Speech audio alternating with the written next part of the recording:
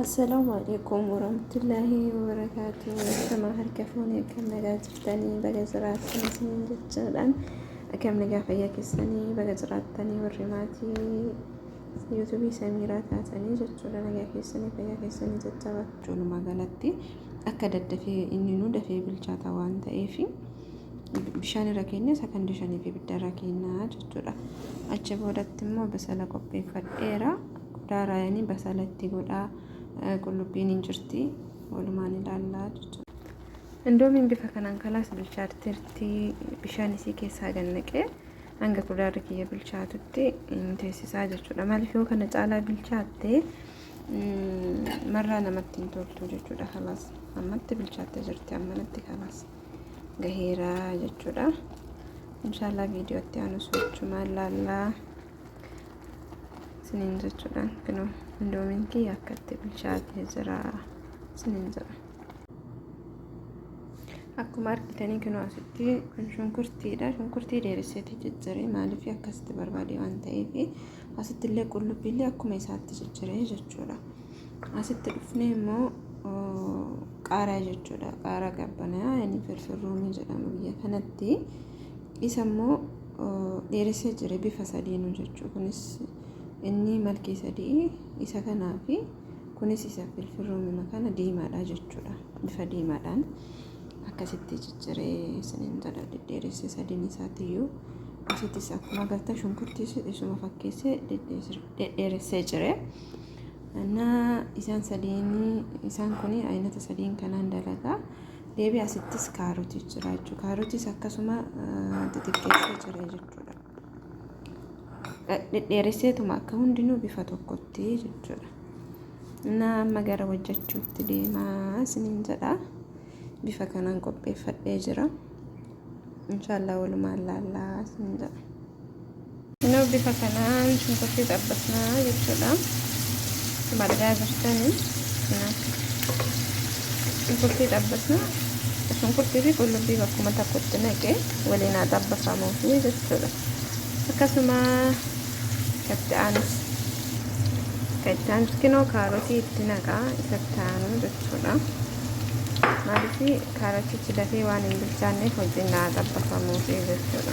Akkuma agartanii kaarotii fi shunkurtii waliin xabbasaa firfirruumiin daddafee bilchaataa waan ta'eef kaarotii dafee hin bilchaanne jechuudha. Kinoo isa walumaan xabbasnaa ani qimamii tokkichaatti hin galchu maaliif indoomiin qimamii isii kan of dandeetti qabdi waan ta'eef hundi soogidda bichaatti dabala xiqqoo jechuudha. Dannoo qimamiin isaatiyyuu gahaadha. Inni soogidda ni qaba. Yoo barbaadan isin qimamii itti dabalattanii qimamii isaa kana immoo dhiisuu dandeessanii jechuudha. Ani qimamii isaa barbaade isaan dalagaa jira waan ta'eef qimamii hin barbaadu. Yoo barbaadan isin xiqqootti godhachuu dandeessanii akka isinitti tolee jechuudha. Innaa akkas isiniin jedha. Warri maatii naaf hin ta'inis maatii naaf taana jajjabeessaa dhuma isaa walumaan ilaallaa isiniin jedha. Kunoo bifa kanaan kaarotii fi shunkurtiin kiyya bilchaateera garuu ani xiqqoo irdiitti godheera. Maaliif akka xiqqoo shunkurtiin malkeen isaa naaf fuulatu barbaade waan ta'eef jechuudha. Amma kanan itti naqaa firfirruumii fi kanas firfirruumii aynata sadiinuu itti naqaa jechuudha. Jala sadiinuu waliin akka xabbafanii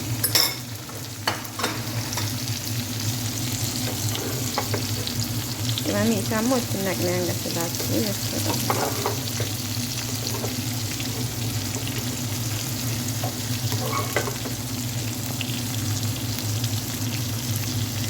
Soosii kana fayyadamaa ani indoomii yoo dalagee isa kana itti naqaa jechuudha. Namni barbaadan itti naqachuus dandeettanii namni hin barbaanne immoo adda rakkoo hin qabu.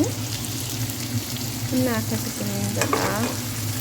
Yani indoominis yoo daddaftee waan dalaguu barbaadde jiraatu si dhaqqabdi daftee dalagdaa jechuudha. Walumaa galatti nyaata daddafamee daqiiqaa meeqa keessa daqiiqaa muraasa keessatti dhaqqabu.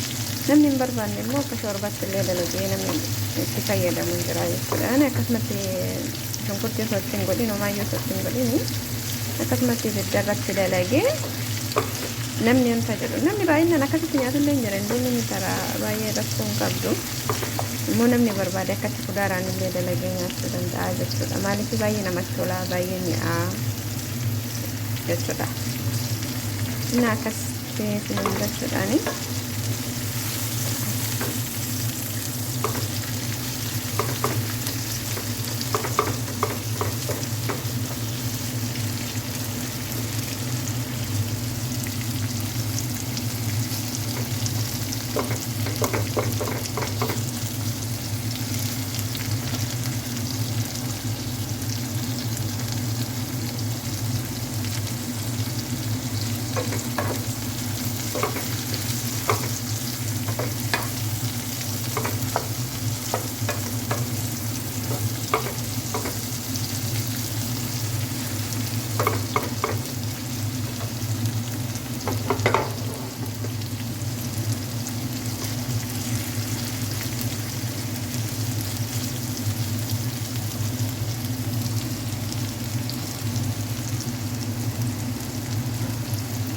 Kano soosii isaa san itti naqee jira jechuudha. Walumaa galatti kana fakkaata.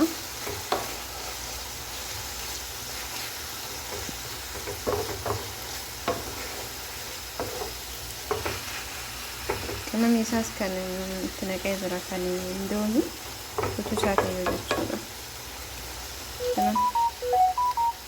Kana fakkaata jechuudha soosii isaa.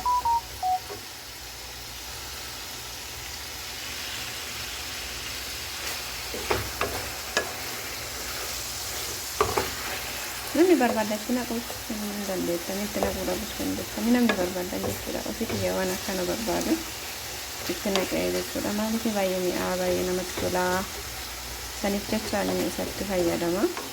Isin warri hin barbaanne itti naqachuu dhabus dandeessan. Qimamni isaa bichaadhaan kudaaratti gootanii nyaachuu dalaguu ni dandeessanii jechuudha. Garuu soosii kanaanis baay'ee mi'aa isiniin jedha.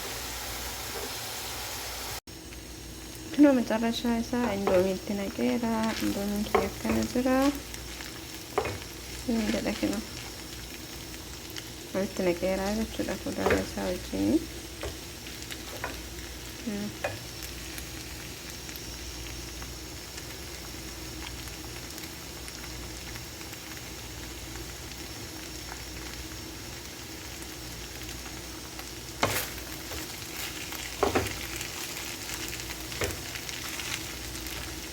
Kanas dhumateera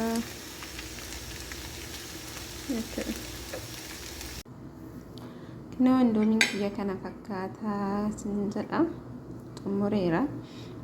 Namni anini yeroo baay'ee kana kuzbara jechuudha. Kuzbara isa jedhamu finaanaa itti hin fayyadama. Jarri lamaan ijaa natti tolanii fi nyaata kiyya irratti nyaata kiyya dalagu itti fayyadama jechuudha. Yeroo baay'ee kuzbaraan fi bakduunis ni fayyadama. Isin jedha indoomiin kiyya kana fakkaata kottaa hin nyaanna isiniin jechuudhaani. Kinoo xumuree jira isiniin jedha. Kana fakkaata kinoo akkuma agartan kana jechuudha.